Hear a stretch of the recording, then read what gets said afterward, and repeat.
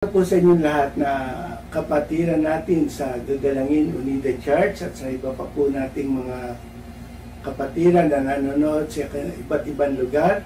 Salamat po at nakasama namin kayo ngayong umaga upang tayo po ay sama-samang mag-aral ng salita ng Diyos.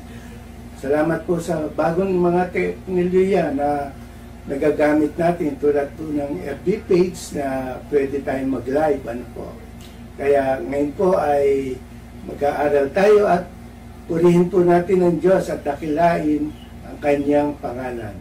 Marami po kagaya namin ay hindi rin kayo makalabas sa inyong tahanan.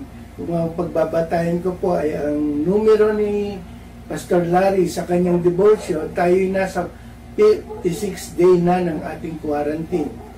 Hopefully by May 15 tayo ay nasa tinatawag na nilang General Community Quarantine o GCQ na kung saan medyo mas maluwag na ang patakaran. Ngunit marami pa rin pong bawal. Hindi pa rin tayo pwedeng mamasyal, hindi tayo pwedeng mag-mall.